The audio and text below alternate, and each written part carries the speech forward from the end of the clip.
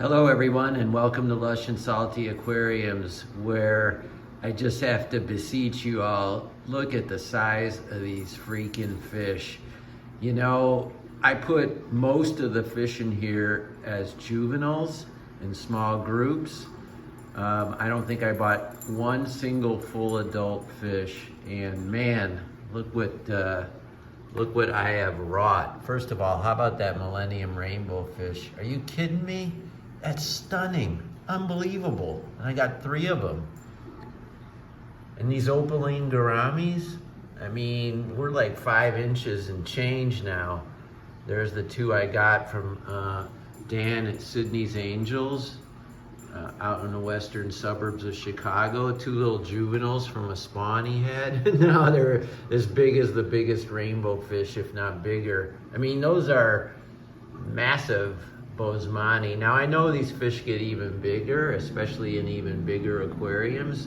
And honestly, I'm good with this size. No need to get bigger, boys. And let's not leave it at just the rainbows. It's really everything. I mean, that beautiful gold-headed marble. I mean, that was a juvenile. Got that at Fish Planet on the North Shore of Chicago. I just wanted a 3rd angelfish to replace one, and that was the best he had in the tank, and so I took it, and it's doubled in size. And honestly, it could easily be the tank boss, at least amongst the other angelfish. Talking about size, I mean, I could catch this in Lake Michigan, which is right behind me. That Siamese algae eater is a beast. And yeah, it eats it, and there it is, it's working on algae. Mostly though, it loves to devour any food I put up top, so it's definitely a fish food feeder more than an algae eater at this point. You know, get them super young when your tank is new or newish, you'll need some algae in there. And they really do the job, but now it's just, you know, it's kind of, I mean, it's beautiful in its own way, that little gold spray, the black on the caudal fin, the large scales. So I was gonna call it an ugly beast, but I'm not going to. I'm not gonna judge. It's one of God's creatures. It's a big fun fish in my tank, and there you have it. But look at the color contrast on that male Boesemani. And speaking of color, how about this little ram, this little gold ram? I actually bought him a compadre at Fish Planet, really just today, and I put that fish in the tank, and they're still sparring and figuring it out. I just saw the other fish. It wasn't as colorful. I think they're gonna jockey for position. I'm not sure if it's a male and female. I've also got these lovely Bolivian rams that I purchased at a swap. There's 4 in here, and they do just fine. And they got along with the gold rams, which are a different kind of fish, more in common by name and appearance than actual genus, I think. So the gold ram is from a hybrid strain of the German blue ram, and these are Bolivian rams.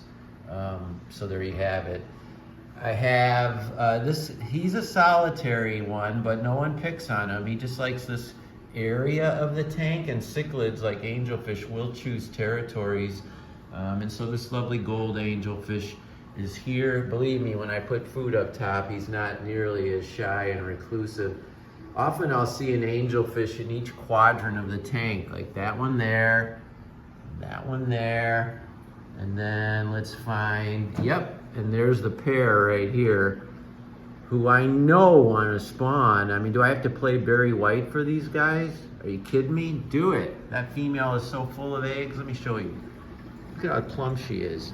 It's crazy, crazy. Let's do it. I don't want the babies, but I want you to, you know, enjoy your best life in here. And speaking of size, I got this as a like 2-inch baby at a swap. And now I can tell, as you can too, it's a super red, but a male, and it's getting that great mustache. How crazy is that?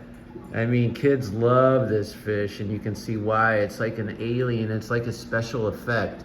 And so that guy's getting big. And there's plenty more Plecostomus in here. Coreodoras, I have Adolphi, and Starabi Coreodoras. And there you see a couple of the Starabi. And those can get quite big too. They're not yet. They're slow growers, but if they're like the other fish in this tank, It won't be long. And then of course I've got these beautiful Leartail swordtails. You know, for better and for worse, the males cannot reproduce because their gonopodum is so frilly. To be blunt, they can't get it up. There's really no better way to describe it. But they can, but the female Leartail can, look at that flaring. Are you kidding me? Look at these two fish. They remind me of some of the saltwater fish I used to keep, the schooling saltwater fish. The name escapes me, but just like that, or a wrasse for that matter, certain fairy wrasses, but not that finage. That finage is crazy. So beautiful. I am so pleased with this community tank.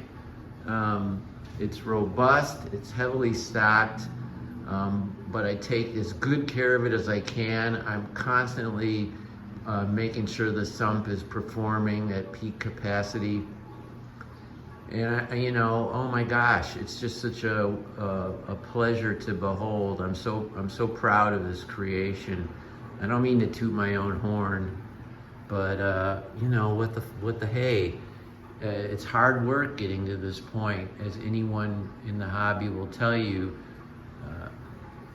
To manage fish like this on an aquarium this size, and to do it in a way where you have a diverse group of fish and a diverse group of plants, yeah, it's tricky.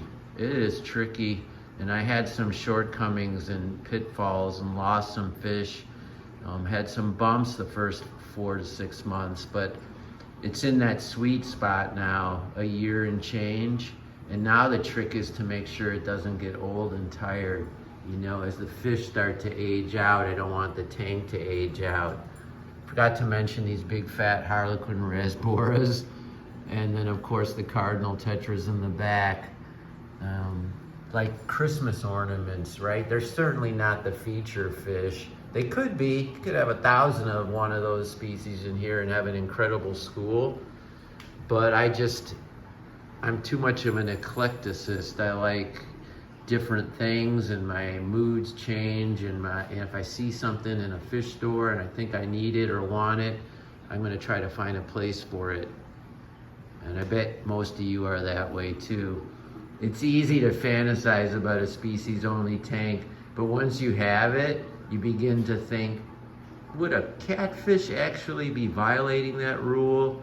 And invertebrates, and what about one sole gorgeous angelfish? But you can't just have one, and so it goes. you know where I'm coming from and where I'm going. Anyway, I hope you enjoyed this video. Obviously, I'm in a good mood because I'm so happy that this ecosystem is doing what it's doing. And thank you all for your support for that ecosystem. The food web of fish tubers is becoming an awesome part of my life, and I appreciate it. And I know you at channels and you in the hobby, I know you all appreciate the great contributors out there in fish tuber land. All right, everybody. Thank you so much. As always, keep your hands in the tank, and ciao for now.